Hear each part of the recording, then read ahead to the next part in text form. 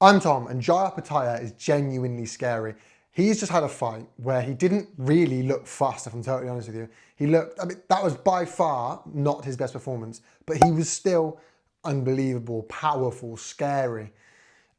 He's just someone I haven't seen in the cruiserweight division for such a long time. You know, I'll go back to the Usyk days. Usyk was so good. Him and Breeders in that cruiserweight division, unbelievable. But he wasn't somebody you look at and you're like, wow, he's a bad man.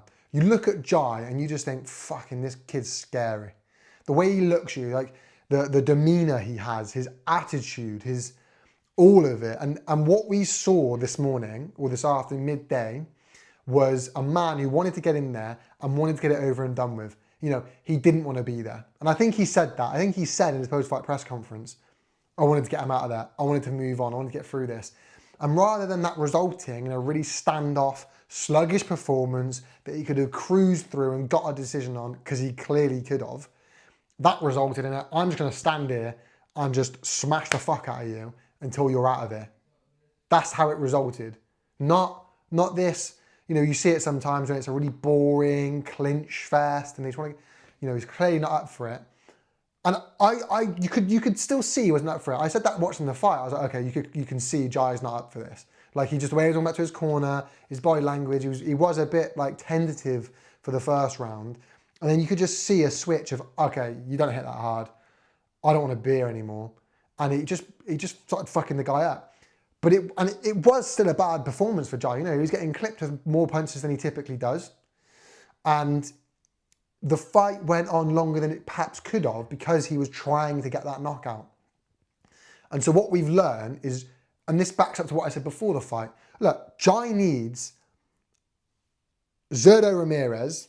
If you can't get him, Badu Jack just for the sake of getting the belt, or take him to heavyweight. Because, and let's start with the cruiserweight division. You've got a man who's got the demeanor. He's now got the popularity. He's a southpaw. He's got the power. Like, he's knocking people out. He's icing people for fun. He's got the skills, like the actual boxing fundamentals. You know, beating Mario Breedis twice by decision. You know, Usyk had a very controversial fight against Breedis. Granted, not, you know, the same one, but still, in my opinion, was the second best cruiserweight in the division at the time, comfortably beating him. Clearly he can box. Got the power, personality, all of it. And what you've now got is he's going into fights not up for fights. Now, it's not necessarily making him put on a bad performance. Again, he's still getting the win comfortably. But it's dangerous. It's a risk. We need to see him in there with Zurdo. And I don't think for a second this is Jai's fault. Jai said he was going to fight Bilham Smith. He was willing to give up his purse to give to Bilham Smith just to get the Bilham Smith fight.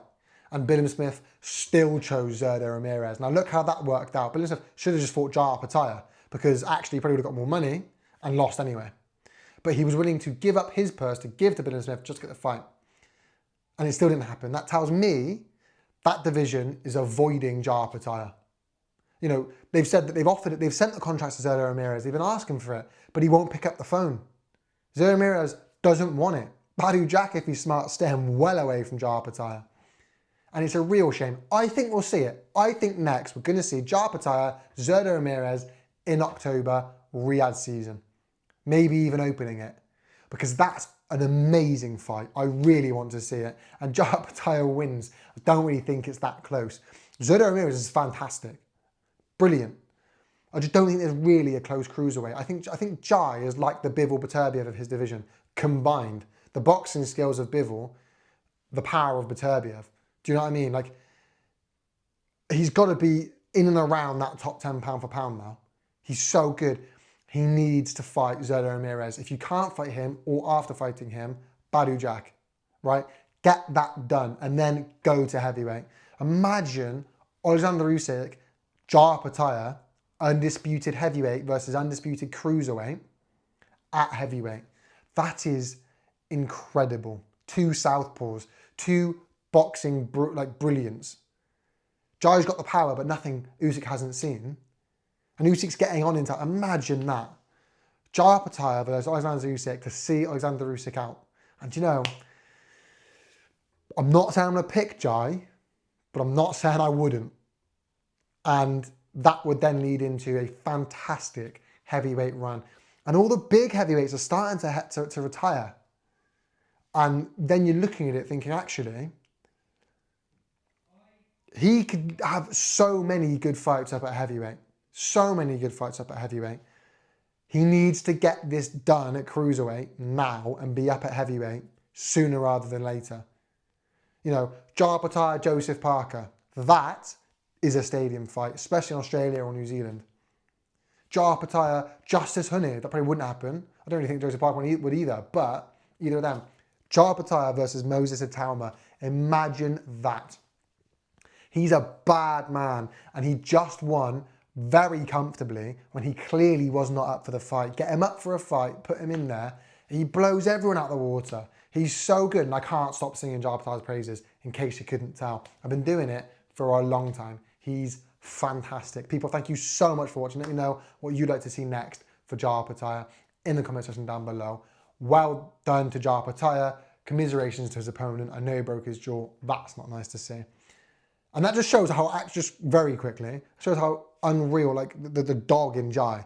Jai broke his jaw in 2 places and carried on fighting. He broke his jaw, took a knee, counted out. No shame in that. You broke your jaw. But Jai did it and kept on going. Incredible. Just incredible. Thanks so much for watching. Make sure you leave a like, a comment, subscribe. You know how all this stuff works, people. Peace.